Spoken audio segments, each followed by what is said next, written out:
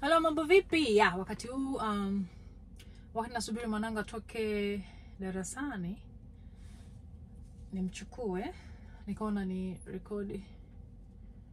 record maongezi mafupi. Na sasa hivi nataka kuongelea swala la nini? Swala la sports kwenye michezo. Najua kwamba Tanzania ni michezo mingi sana imepita, na nikaja kuona kwamba kweli ukiwa Tanzania unashabikia au popote tu pale ulipo, hasa Tanzania, ukaona shabikia mpira wa Tanzania na kushabikia wewe ukawa yani unachukulia mambo serious, unaweza ukazima bila kutegemea, kwa sababu ushabiki wa mpira wa Tanzania umejaa utani, umejaa kejeli, umejaa yani ukiwa shabiki afu ukawa una hasira, wewe ukichukulia mambo kihasira if you take things seriously, like you won't be able to survive. How to survive? Kwa sababu anasema hivyo kwa sababu kuna kero nyingi sana. Kwa hizo kero hizo kero kizichukulia ni ukiwa ni mtu wa hasira na ukachukulia hizo kero ukazichukulia seriously, I'm telling you, huchomoi. Mimi sitaenda kuongelea nini sana, lakini wewe unajua kama unafuatilia mpira Tanzania, na sasa wa Simba na Yanga, yani. So anyways, sasa hivi Simba na Yanga mmekuwa mmetafutana kwa muda mrefu, na sasa hivi mmepatana.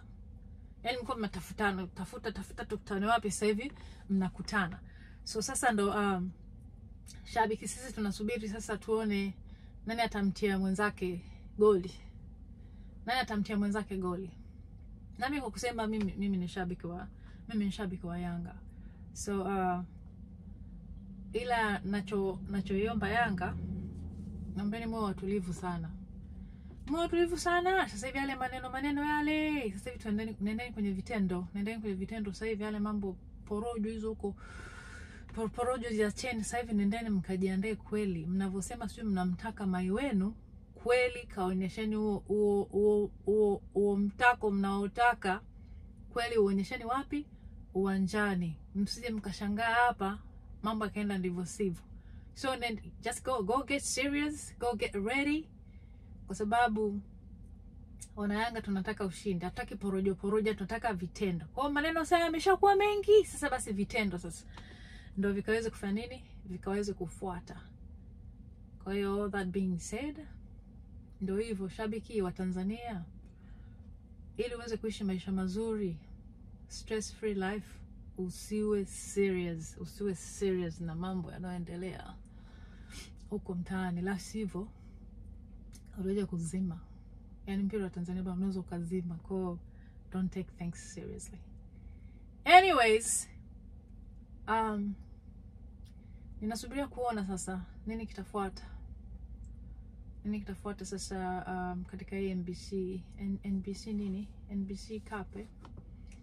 So tuone hapo, alafu kwa Yanga ile mechi nyingine inayofuata, kama ingewezekana mimi ningeona, kwa sababu sijafuatilia kuona which is which ile ya tarehe 8 ambayo ilikimbiwa. Siweza kuangalia kuona pale mambo yamekuwa vipi. Sijaweza kufuatilia kuona inakuwaje. Kwa at the end of the day, najua kwamba viongozi wanafuatilia na wana watu ambao wako professional na watu ambao kweli wanafahamu.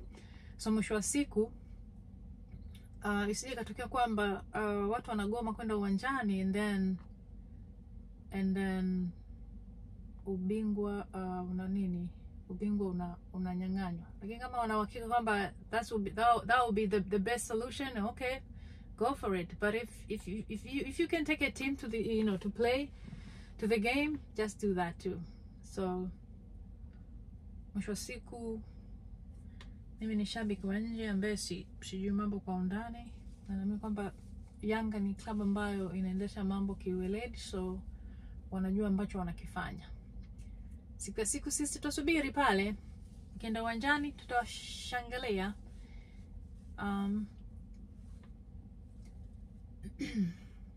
Okay, tukutane wakati mwingine.